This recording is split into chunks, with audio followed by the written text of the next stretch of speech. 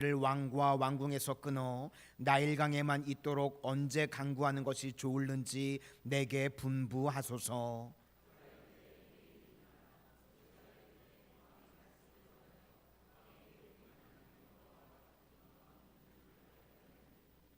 개구리가 왕과 왕궁과 왕의 신하와 왕의 백성을 떠나서 만일 나일강에만 있으리이다 하고,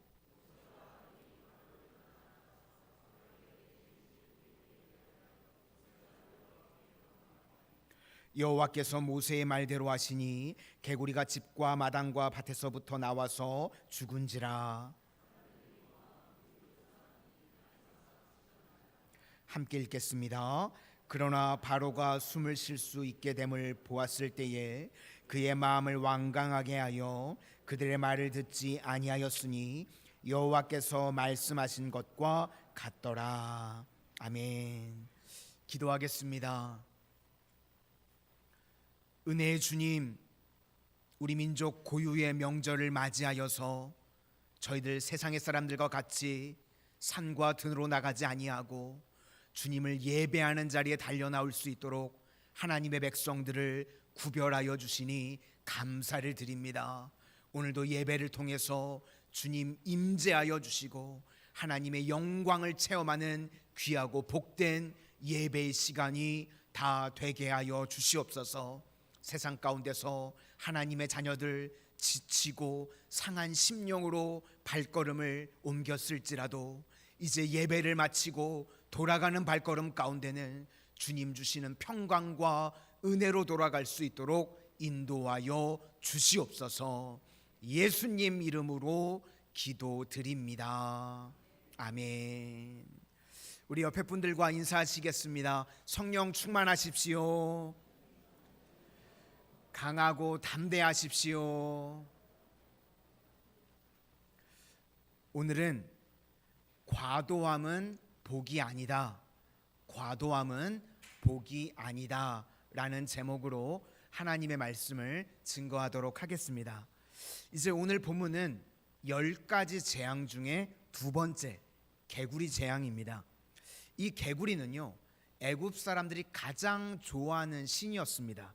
이걸 헤크트라고 해가지고요, 머리가 개구리 모양을 하고 있는 여신입니다. 다산과 풍요의 신이었습니다. 그러니까 한마디로 이야기해서 개구리 신이라고 하는 것은요, 소원을 들어주는 신입니다. 그런데 이게 왜 재앙이 될까요? 그러니까 하나님께서 지금 이렇게 말씀을 하시는 겁니다. 너희들이 그렇게 좋아하는 풍요와 다산, 그렇게 원하면 내가 과도하게 줄게. 그런데 과도하게 주면요, 그게 복이 아니라 재앙이 된다는 것입니다. 그래서 우리 인생에서도 그렇습니다. 내 욕심이 다 채워지게 되면요, 그거 복이 아니라 재앙이라는 것입니다. 내가 원하는 것들이 과도하게 채워지는 것, 그것이 바로 개구리 재앙입니다. 그래서 좋은 것도 과도하면 재앙이다, 오늘 그런 뜻입니다. 우리 3절을 다 같이 한번 보시도록 하겠습니다. 3절입니다. 시작. 개구리가 나일강에서 무수히 생기고 올라와서 내 궁과 내 침실과 내 침상 위와 내 신하의 집과 내 백성과 내 화덕과 내 떡반죽 그릇에 들어갈 것이며. 지금 온통 자기들이 좋아하는 개구리입니다. 그러니까 이렇게 과도하게 되면 재앙이 된다는 것입니다. 그러면 우리도 질문이 있죠. 우리도 다 누구나가 원함이 있습니다. 그러면 내가 원하는 것들이 다 채워지면 그것이 과연 복일까? 그렇죠. 우리가 원한다는 것은요, 나 중심이고 또 욕심 중심입니다. 그러니까 내 욕심이 다 채워진다는 것과 똑같은 이야기죠. 우리 인간의 욕심은요, 끝이 없습니다. 그렇죠? 조금만 더, 조금만 더. 그러면 그것이 바로 개구리 재앙이라는 것입니다. 우리가요, 굳이 겪어볼 필요도 없습니다. 이스라엘 백성들이 광야 생활 가운데요, 하나님께서 만나를 공급해 주셨습니다. 매일과 같이 만나를 먹을 때 처음에는요, 얼마나 감사했는지 모릅니다. 그런데 만나만 먹다 보니까 이스라엘 백성들이 원망하기 시작하죠. 고기 좀 먹고 싶다고. 그랬더니 하나님께서요, 또 고기만 먹도록, 성경에 보니까 고기가 이에 걸릴 정도로, 우리 명절 기간에 고기 좀 드셨습니까? 이스라엘 백성들이요, 이에 고기가 걸릴 정도로 고기만 주셨답니다. 그러면 그게 복인가요? 광야는요, 물이 없습니다. 물이 없는 곳에 온통 고기만 먹는다. 그럼 어떻게 살겠습니까? 그렇죠. 그러니까 그게 이 과도함이 재앙이라는 것입니다. 또 이스라엘 백성들이요, 하나님 앞에 왕을 달라고 구했습니다. 이스라엘은 왕이 없었죠. 하나님께서 통치하셨었습니다, 직접. 그런데 하나님께서 통치하시는 거 원치 않고 우리도 다른 나라처럼 왕을 주십시오 구했습니다. 그때 하나님께서 왕을 주시죠. 왕이 있기 전에는 뭐 세금도 안 내고 좋았는데요, 왕이 생기니까 어떤 일이 벌어지냐면 나중에요, 그의 자녀들이 군대로 징집돼서 끌려가게 되고요, 아들들이 죽는 일들이 벌어지게 됩니다. 과도함, 복이 아니라는 것입니다. 시편 106편 15절 말씀에 그들이 요구한 것을 그들에게 주셨을지라도, 그러니까 하나님께 우리가 자꾸 달라 이렇게 구하죠. 그러면 주신다는 거예요. 그런데 그들의 영혼은 쇠약하게 하셨도다. 옛날 성경에 보면 파리하게 되었도다. 그러니까 사람의 영혼이요, 새파랗게 질리게 되더라는 겁니다. 과도함이 복이 아니라는 것입니다. 우리가 과도함의 비극 또는 균형이 깨진 것에 안타까움이 있습니다. 우리나라에도 유명한 이 하버드 교수님이 계시죠. 정의란 무엇인가, 마이클 샌들 교수. 얼마 전에 보니까 강의를 하는데요, 학생들과 이 질의문답을 하더라고요. 근데 한 학생이요, 이 우리나라에 관련된 질문을 하더라고요. 그래서 이렇게 귀에 쏙 들어왔었습니다. 어떤 질문이었냐면 그 학생이 교수님께 왜 K-드라마가 이렇게 큰 영향을 세계적으로 미치고 있습니까? 이렇게 마이클 샌들 교수에게 학생이 질문을 했습니다. 그랬더니 마이클 샌들 교수가 대답을 합니다. 과도함과 균형의 깨짐의 비극을 극적으로 다뤄서 그렇다. 그러니까 한국 드라마가요, 이런 걸 잘 다룬다는 겁니다.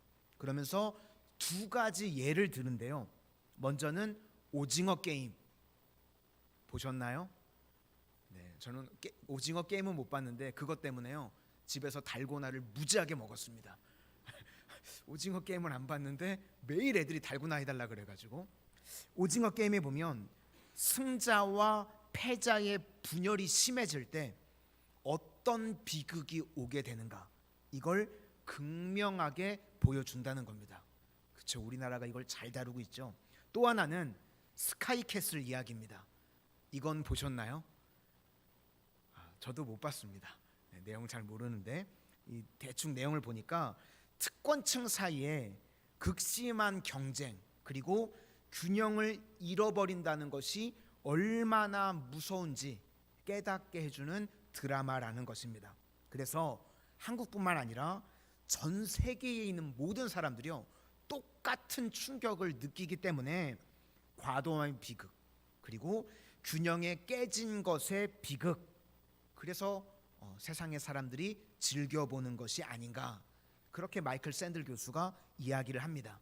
이거를 성경상의 용어로 본다고 그러면요, 그것이 바로 개구리 재앙입니다. 지금 모든 사람들이요, 개구리 재앙을 경험하고 있습니다. 과도함의 비극, 끝이 없습니다. 그러니까 문제가 되는 것입니다. 왜 과도함이 있죠? 이것은요, 세상의 신이 우리에게 던져주는 메시지이기 때문에 그렇습니다. 자꾸만 쌓아두라는 겁니다. 다다익선, 많으면 많을수록 좋다, 쌓아두라. 바벨탑도 그랬죠. 쌓고 또 쌓으라. 그런데 성경에서 말하는 것은요, 쌓으라는 게 아닙니다. 누리는 것이 복이라는 것입니다. 쌓는 것이 복이 아니라 누리는 것이 복이다. 세상 시스템은요, 쌓으라고 그럽니다. 그런데 하나님의 말씀은 누리라고 말씀을 하신다는 겁니다. 재물과 부요와 종기를 쌓지 말고 누리라는 것입니다. 전도서 6장 2절 말씀에도 재물과 부요와 종기를 하나님께서 주셨다고 말씀합니다. 그런데 그것을 누리도록 허락하지 아니하셨다는 겁니다. 재물과 부요와 종기를 주셨는데 그거를 세상의 사람들이 누리지를 못한다. 그러니까요, 뭘 가지고는 있는데 계속 쌓아만 두는 것, 그거 재앙이라는 것입니다. 누리지 못하는 것은요, 자기 욕심 때문입니다. 그러므로 누리는 것이 우리는 복이라는 것입니다. 이걸 오늘 성경에서 우리에게 말씀해 주고 있습니다. 지금 현대인들이요, 얼마나 열심히 사는지 모릅니다. 무지무지하게 열심히 사죠. 쉬지도 않고 잠도 안 자고요, 열심히 뛰어다닙니다. 무언가에 마치 쫓기고 있는 것 같이 세상 사람들이 다 그렇게 쌓아갑니다. 쌓아두기만 하고 있죠. 그러면요, 결국은 다 썩어서 없어지게 되는 것입니다. 호스피스를 하시는 한 분이요, 그런 이야기를 하는 걸 들어봤습니다. 돌아가실 때 사람들이 제일 많이 하는 말이 무엇인가? 좀 베풀고 살 걸. 그 말을 제일 많이 한답니다. 임종을 앞두고 죽기 직전에 내가 세상을 헛살았는데 좀 베풀고 살 걸. 그러면서 호스피스 하시는 그분이 그런 말을 합니다. 요즘에는요, 거지가 죽어도요 1,000만 원은 나온답니다. 거지가 죽어도요 숨겨둔 돈이 1,000만 원은 있다는 거예요. 세상 사람들이요, 쌓아두기만 하고 베풀지 못하는 어리석은 인생을 살다가 다 죽는다는 겁니다. 잠언서 11장 24절 말씀에 흩어 구제하여도 더욱 부하게 되는 일이 있나니 과도히 아껴도 가난하게 될 뿐이니라. 우리가 베풀게 되면요, 또 다르게 들어오고 채워지는 것들이 있는데, 그런데 쌓아두기만 하면 결국은 다 썩어서 없어져 버리게 된다는 것입니다. 우리 한국 사람들에게만 있는 무지막지한 욕이 하나가 있습니다. 어떤 욕이냐면, 넌 지금 잠이 오냐? 이런 말 들어보셨나요? 너 지금 이 상황에 잠이 오냐? 우리 민족은요, 잠을 죄악시 여깁니다. 그렇죠? 잠을 자야 되거든요. 그런데 잠을 못 자요. 잠을 잔다는 거는요, 하나님께 맡기고 자는 것입니다. 그러니까 잠을 잘 때도요, 믿음이 있는 사람이 잠을 잘 잡니다.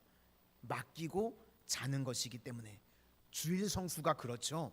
그냥 주일은요, 맡기고 쉬는 겁니다. 6일 동안 열심히 일한 다음에요, 7일째 주일은요 아무것도 안 하는 거예요. 맡기고 쉬는 겁니다. 안식이라는 뜻이요, 쉼이라는 것도 있지만 완성이라는 뜻도 있습니다. 그러니까 우리 인생이 잘 때 완성이 되고요, 맡길 때 완성이 되는 것입니다. 그것이 바로 안식입니다. 그런데 와서 하는 말이 너는 잠이 오냐? 이게 말이 안 되는 거죠. 잠을 안 자면요, 어떤 일이 벌어지게 되는가? 불면증 있는 분들은 아시죠? 자기 속에요, 나쁜 것들이 다 올라오게 되는 위험한 상태가 됩니다. 잠을 안 자면. 그러니까 우리가 잠을 못 자게 되면요, 내 속에 있는 안 좋은 것들이요 다 튀어나오게 된다는 겁니다. 뭐 조급함이라든지 험한 말, 이런 게 막 나오게 되는 거예요. 그래서 주변에 잠 안 잔 분들 옆에서 괜히 얼쩡거리면요 욕 얻어 먹습니다. 잘 눈 보셔서 퀭한 분들 옆에 있지 마세요. 괜히 얼쩡거리면 욕 얻어 먹어요. 잠 안 잔 분들 옆에 계시면. 그리고 잠을 안 잔 사람 옆에 있으면 또 어떤 일이 이 잠을 안 잔 사람들은 어떤 일이 벌어지는가? 이제까지는 내가 잘 해왔는데요, 그런데 맞는 답을 바꿔가지고 틀려버립니다. 잘 해오다가. 그러니까 잠을 안 자면 이제까지 이루었던 것들을요 하루아침에 자기가 무너뜨려 버린다는 거예요. 갑자기 틀어서 잘 왔는데 이거 아닌가 봐. 그래 악수를 둬가지고 자기 인생을 다 무너뜨리게 된다는 겁니다. 잠을 안 자는 게요 이렇게 위험합니다. 씨 뿌리는 비유에도 나오죠. 마가복음 4장 27절 말씀에 그가 밤낮 자고 깨고 하는 중에 씨가 나서 자라되 어떻게 그리 되는지를 알지 못하느니라. 씨가 언제 자라죠? 내가 쳐다본다고 씨가 자라는 게 아니라요, 씨를 심어 놓고요 자고 깨고 하는 중에 씨가 자라난다는 겁니다. 시편 127편 2절 말씀에 우리가 참 좋아하는 말씀 있죠. 그의 사랑하시는 자에게 잠을 주시는도다. 주일날 예배 자리에 오셔서 숙면을 취하시는 분들이 좋아하는 말씀이죠. 나를 얼마나 사랑하시면 나 오기만 하면 잔다고. 그렇죠? 이거는 그런 뜻이 아니라요, 여기서 하나님께서 사랑하는 자에게 잠을 주신다, 하나님께 맡길 때 주가 일하신다는 겁니다. 그죠? 우리는 세상 사람들은요 주로 내가 노력하고 내가 일해야지만 결과가 오는 건데, 하나님의 백성들은요 맡기고 잘 때도 일이 된다는 겁니다. 왜요? 주가 일하시기 때문에. 그러니까 여기서 잠은 하나님께 맡기는 것, 그럴 때 우리 인생에 평안이 오고 누릴 수 있다는 것입니다. 그런데 자꾸 쌓아두기만 하려고 하니까요 부작용이 생기고 독이 나오게 된다는 것입니다. 14절, 오늘 본문 14절을 다 같이 보시도록 하겠습니다. 시작. 사람들이 모아 무더기로 쌓으니 땅에서 악취가 나더라. 그런 이야기가 있죠. 쌓아두면 오물이 되고 흩으면 이것이 거름이 된다는 겁니다. 산상수훈에도요 주님께서 그렇게 말씀하십니다. 보물을 땅에 쌓아두지 말라. 거기는 좀이 있고 동록이 있고 도둑이 온다는 것입니다. 이렇게 쌓아두다가 하나도 누리지 못하는 헛된 인생 살지 말라는 것입니다. 그러므로 우리가 할 일은요 맡기고 누리는 것입니다.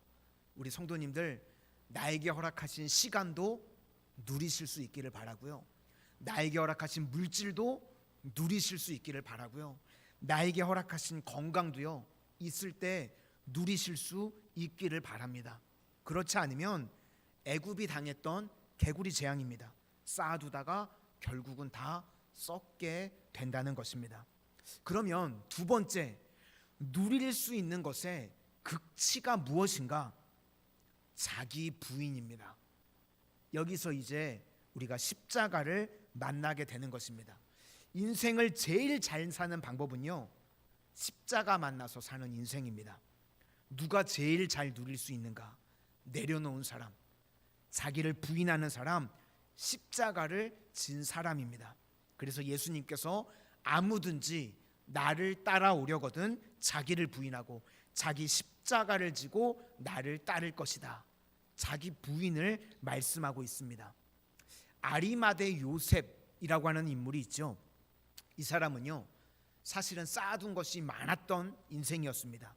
잘 나가는 사람입니다. 성경에 보니까 부자였고요, 사내들인 공회원이었답니다. 우리나라가 국회의원이 300명이죠.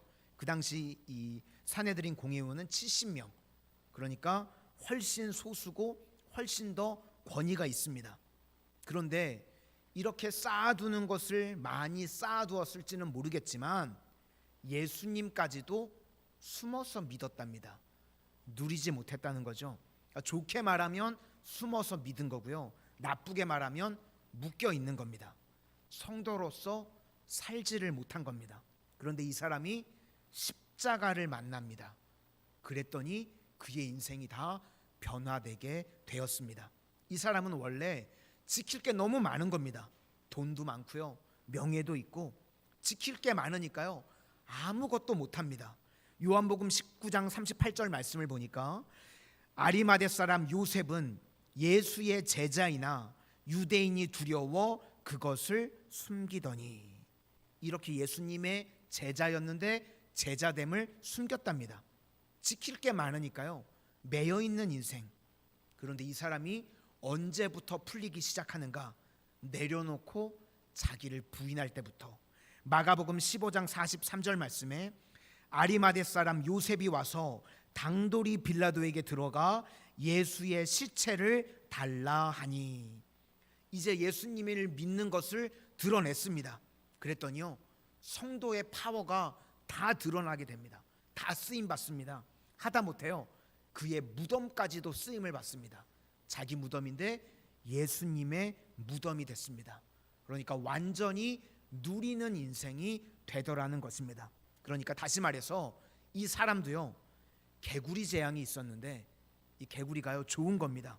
그 좋은 것이 막 겹겹이 쌓여 있는 재앙이 있었습니다. 그런데 십자가를 지고 자기를 부인할 때 벗어나게 되더라는 것입니다. 본 회퍼에 유명한 말이 있습니다. 그리스도께서 사람을 부르실 때는 와서 죽으라고 하시는 것이다. 주님께서 우리를 부르실 때는요 와서 죽으라고 부르신다는 겁니다. 하나님의 부르심, 왜 우리를 부르셨죠? 죽으라고. 이 뜻이 이해가 되시나요? 왜 죽으라고 우리를 부르셨는가? 죽어야만요 묶였던 것들이 풀리게 되는 것입니다. 죽어야만 묶인 것과 매인 것에서 풀리기 때문이라는 것입니다. 죽어야만요 개구리 재앙에서 벗어날 수 있다는 겁니다. 세상에서요 제일 큰 장애가 바로 납니다. 자아. 내가 참 버겁습니다. 자기 자아를 못 벗어나서요 내가 안 죽어서 사람들이 다 힘든 겁니다. 어떤 분은요 자존심이 너무 강한 분이 계세요. 그래서 자기가 자기 자신이 감당이 안 됩니다. 자존심이 세가지고요 어디를 가고 싶은데 마음대로 가지도 못하고요 뭐 먹고 싶은 게 있어도 먹지도 못하고 묶여있고 매여있는 것입니다. 그때 하나님이 우리를 부르십니다. NIBC, 내가 죽고 예수로 살라고. 그래야 산다는 겁니다. 그런데 안 죽으니까요 인생이 어려워지게 되는 것입니다. 우리가 이 개구리 재앙이라고 하는 것은 하나님의 부르심 앞에서요 자기를 부인할 때만 풀려날 수 있는 것입니다. 세상에 보면 뭐 잘나고 못나고가 다 있죠. 그런데 부르심으로 사는 사람이요 제일 잘 사는 인생입니다. 특별히 우리나라는 이제 학벌 사회니까 대학을 놓고 보면요 이 두 가지 중에 하나인 것 같습니다. 명문대 아니면 일반대. 그죠? 크게 놓고 보면 명문대와 일반대. 그런데 이 명문대도 다니는 사람을 보면요 둘 중에 하나입니다. 공부만 잘하는 학생, 그리고 또 하나는 공부도 잘하는 학생. 공부만 잘하는 학생은요 찐따라 그러죠. 그런데 공부도 잘하는 학생이 있습니다. 몇 명이 안 되는데 이런 사람이 괜찮은 학생이에요. 또 일반대는요 공부는 잘 못합니다. 그런데 이런 사람은 괜찮은 사람이에요. 공부는 못하지만 다른 것으로 할 수 있는 게 많이 있습니다. 그런데 공부도 못하면 그건 이제 죽어야죠. 나가 죽어야 돼요. 그런 사람들은. 예를 들은다고 그러면 대부분이 묶이지 않고 풀리는 인생들을 보면요 명문대에서는 공부도 잘하는 애가 그렇고요 또 일반대에서는 공부만 못하는 애, 이런 사람들이 되게 크게 쓰임을 받게 됩니다. 예를 들어서 이제 공부도 잘해 케이스를 본다고 그러면 설교를 준비하는데 배우 김고은 아시나요? 인물이 떠오르더라고요.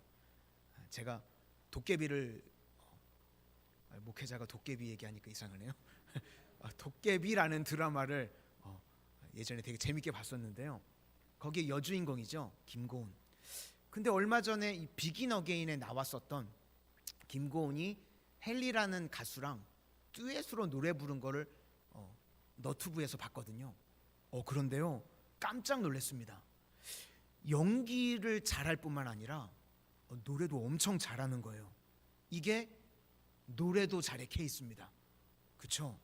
그러니까 이 사람은, 이 배우는 연기로 살아야 됩니다. 연기를 잘하는데 숨겨진 자기가 잘하는 것이 또 있는 인생, 이런 것이 묶이지 않는 인생이라는 겁니다. 그런데 이렇게 공부도 잘해 케이스는요 사실 많지는 않습니다. 반면에 대다수는 공부는 못하는 케이스, 누가 있을까 생각해 보니까 손흥민 같은 케이스가 그렇습니다. 손흥민은요 중졸입니다. 아셨나요? 중학교 졸업하고요 바로 독일로 가가지고 축구만 했습니다. 독일에 가서 계속 축구만 했는데, 그러니까 뭐 공부는 못해라기보다는 공부를 안 했을지도 모르겠습니다. 그렇죠? 축구만 했으니까. 그러니까 공부라는 것에 묶여 있지 않습니다. 자기가 잘하는 거 하는 거죠. 거기다가요 아버지의 영향을 받아서, 아버지가 좋은 크리스천입니다. 그래서 손흥민을 보면요 되게 겸손합니다. 인터뷰에 나와서 말 실수하는 거를 거의 본 적이 없는 것 같아요. 개인 얘기 안 하고요 항상 팀 이야기하고 겸손합니다. 이게 공부는 못하는 케이스. 그러니까 그거 빼놓고 나머지는 다 열려 있는 거죠. 공통점이 무엇입니까? 묶여 있지 않는 겁니다. 이게 되게 중요하다는 겁니다. 그런데요 우리 대부분의 사람들은요 공부만 잘하는 찐따를 만들든지, 아니면 공부도 못하는, 이것도 못하고 저것도 못하고 맨날 이리저리 뛰어다니기만 하고 할 줄 아는 것이 하나도 없는 인생, 이게 바로 개구리 재앙입니다. 이걸 빨리 벗어나라는 것입니다. 하나님의 부르심 안에서 사는 것이 중요하다고 오늘 본문의 메시지가 우리에게 말씀하고 있는 것입니다. 바로 왕도요 그런 케이스입니다. 자기를 못 벗어납니다. 자기가 왕이라고 하는 자존심, 여기 보니까요 이제 자기가 못 살게 됐습니다. 첫 번째 재앙, 나일강이 피가 됐을 때는요 바로 왕이 관심도 없었습니다. 왜냐하면 자기는 이 왕궁에서 삼다수나 에비앙 같은 거 마시면 되니까. 그렇죠? 그래서 신경도 안 썼다고 나오죠 첫 번째 재앙은. 그런데 이제 이 개구리 재앙은 어디서부터 시작이 되냐면 왕궁에서부터 시작이 됩니다. 그러니까 바로를 먼저 치기 시작했다는 거예요. 8절부터 10절 앞부분에 보니까 바로가요 자기가 힘듭니다. 그러니까 주변 환경이 어려우면요 빨리 정신을 차려야 되는데, 그래서 빨리 회개하고 돌이켜야 되는데 정신 못 차리면요 이제 나한테 직접 옵니다. 그러니까 바로가 불편해서 이제 못 살게 되니까요 8절에 모세에게 하나님께 기도 좀 해달라고 부탁을 합니다. 그랬더니 모세가 묻습니다. 9절 하반절에 언제 간구하는 것이 좋을는지 내게 분부하소서. 그럼 우리 성도님들 같으면 언제라고 말씀하시겠습니까? 지금 당장. 그렇죠? 너무나도 당연하죠. 이 재앙이 와가지고 너무 힘드니까 언제 내가 이거 없애달라고 하나님께 기도하면 되겠습니까? 그러면 지금 당장 이렇게 이야기해야 되는데 바로가요 이상하게 말을 합니다. 10절에 내일이니라. 이거 왜 내일이라고 그랬을까요? 혹시라도 오늘 흐지부지 없어지면 이거 우연이고, 내일 없어지면 하나님이 하신 거야. 그러니까 아직까지도, 이때까지도 의심쩍어 가지고요 그거 확인하려고 그랬다는 것입니다. 우리도 마찬가지입니다. 이거 우연인가 하나님의 뜻인가 이거 확인하려고 그러다가요 몇 대 더 맞는 사람이 있습니다. 그렇죠? 고집 피워가지고요 하나님이 사인을 주셔도요 꼭 더 확인하고 몇 대 더 맞는 분들이 계세요. 그래서 시험하다가 깨지는 인생들이요 되게 많이 있다는 겁니다. 우리는요 재앙으로 깨닫지 말고 말씀으로 깨달아야 할 줄로 믿습니다. 바로는요 또 개구리가 이제 없어지니까 숨쉴만 하게 되니까 또 불순종을 합니다. 15절을 다 같이 보시도록 하겠습니다. 15절입니다. 시작. 그러나 바로가 숨을 쉴 수 있게 됨을 보았을 때에 그의 마음을 완강하게 하여 그들의 말을 듣지 아니하였으니 여호와께서 말씀하신 것과 같더라. 우리 중에도 어려우면요 하나님 앞에 부르짖고 그러면 우리 하나님은 또 용서도 해주시고 회복도 시켜주시고 그럽니다. 그런데 이제 좀 숨 쉴만하면 또 돌아가는 사람들이 있습니다. 그런 사람은 안타깝지만 세 번째 재앙이 기다리고 있습니다. 그렇죠. 그래서 어떤 사람들 보면요 이 신앙을 키울 때요 재앙을 통해서 신앙을 키우는 사람도 있어요. 우리 성도는요 말씀으로 믿음이 크는 거지 재앙으로 크는 거 아닙니다. 우리는요 바로가 아닙니다. 오늘 하나님 앞에 제일 중요한 것이 무엇인가? 내게 최고로 좋은 것을 주시는 것이 바로 부르심이라는 겁니다. 내가요 나를 다 이해 못합니다. 그런데 하나님은 아십니다. 나보다 나를 더 잘 아시는 분이 주님이신 줄로 믿습니다. 그래서 나보다 높은 수준의 것을 주실 때 어떤 형태로 온다고 그랬죠? 명령의 형태로. 우리가 다 이해, 납득, 공감을 못할 때 주님의 신실하심을 믿으시죠? 그러면 우리는요 믿고 가는 것입니다. 그리고 하나님께서 왜 우리 인생에 과도하게 주시지 않는가? 그것이 우리 인생을 망치기 때문에 그렇다는 것입니다.